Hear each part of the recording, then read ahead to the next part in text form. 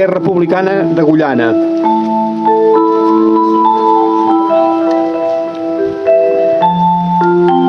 I Esquerra Republicana de la Catalunya Nord.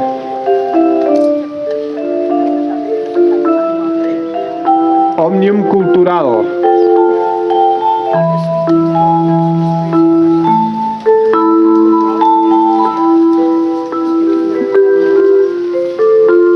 L'Ateneu d'Acció Cultural ADAC de Girona.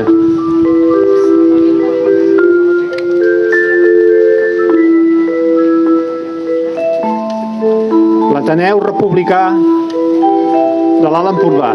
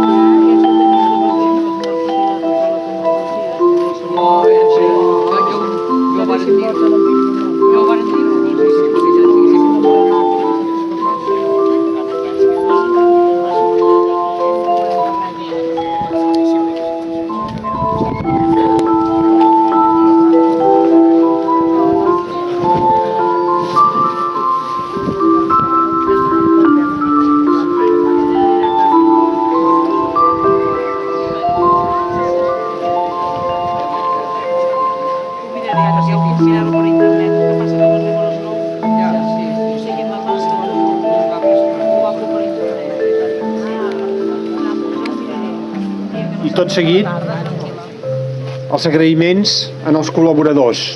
El nostre agraïment per l'Ajuntament d'Agullana, l'Ajuntament de la Vajol, la Societat La Concòrdia d'Agullana, la Societat La Camèlia de la Vajol, els Taxis Caballero de l'Empordà, Restaurant Manrella de la Vajol, Restaurant Casa Comaulis de la Vajol, Restaurant Cala Conxita de la Vajol, Construccions Agullana i el Forn de Pa Cortada. I bé, i ara arriba un dels moments més emotius també, que normalment sempre fem en aquestes trobades, que és el lliurament del 17è, ja és a la 17a edició, del guardó memorial Coll de Manrella, que cada any l'otorguem a una persona significativa per la seva trajectòria.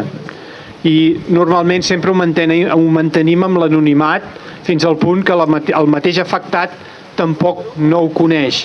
Aquest any li ha tocat a la Teresa Clota Pallàs, que és una incondicional de les trobades.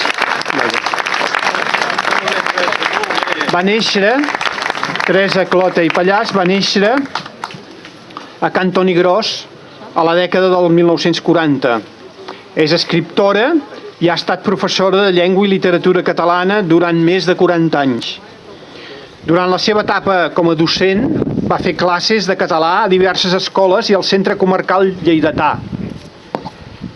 Ha publicat llibres didàctics, ha traduït llibres de divulgació per a infants i joves i ha col·laborat en l'elaboració de manuals per al Servei d'Ensenyament de Català de la Generalitat de Catalunya. També ha estat membre des del 1999 de l'Institut de Projecció Exterior de la Cultura Catalana, l'IPEC, i un membre actiu del Cercle d'Agermanament Occitano-Català, per a qui ha publicitat l'obra que ha fet la Calandreta d'Urlac.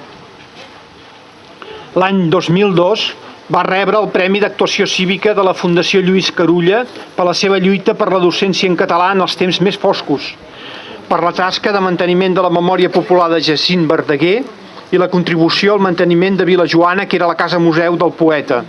El 2017 va rebre el Premi de Normalització Lingüística de l'Ateneu d'Acció Cultural ADAC de Girona i el 2018 va rebre la Creu de Sant Jordi per la seva valuosa aportació com a professora de llengua i literatura catalanes i com a activista lluitadora de la docència en català en els temps més difícils. Un aplaudiment, sisplau, per la Teresa.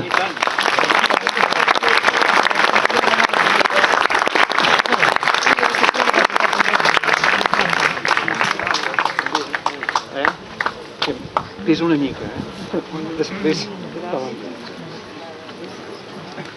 I si vols deixar-ho aquí, les paraules.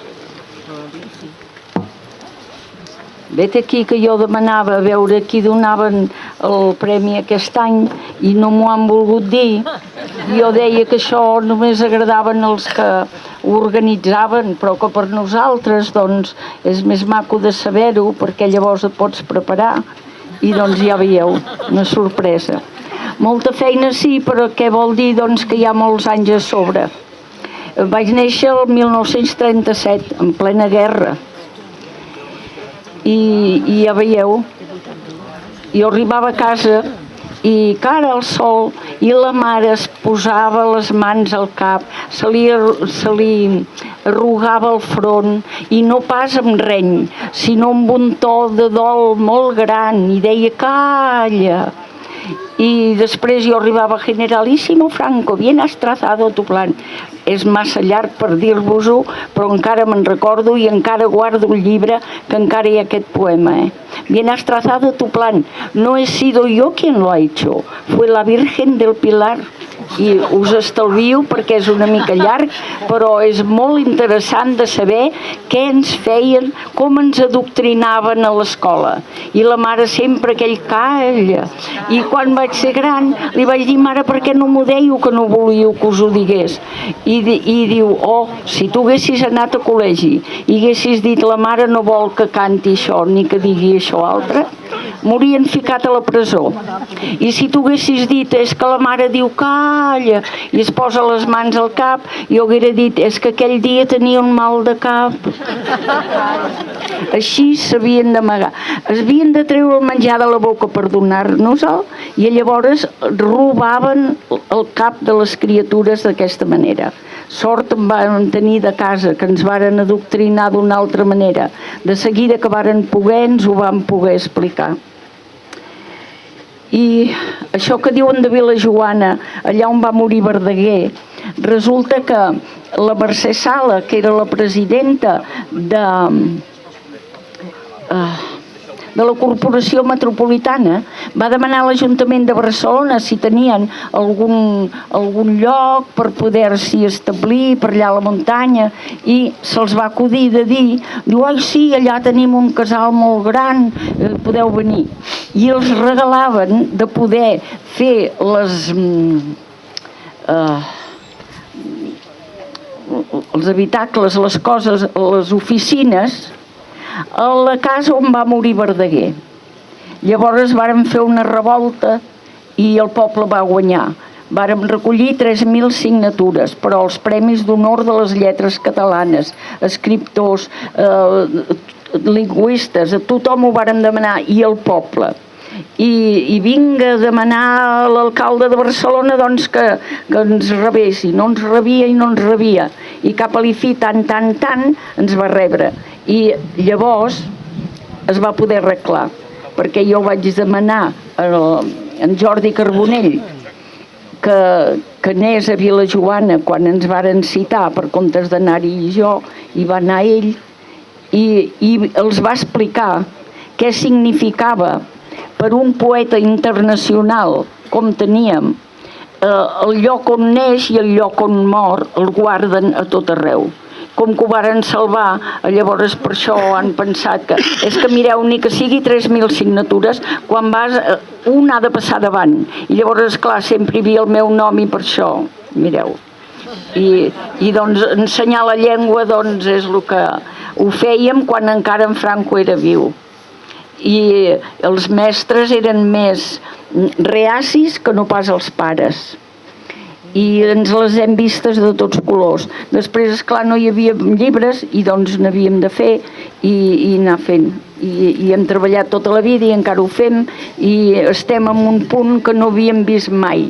Quan lluitàvem amb la clandestinitat pensàvem ho veurem, però sempre pensàvem aquella frase d'en Pedrolo que deia jo lluito sense esperança i tot.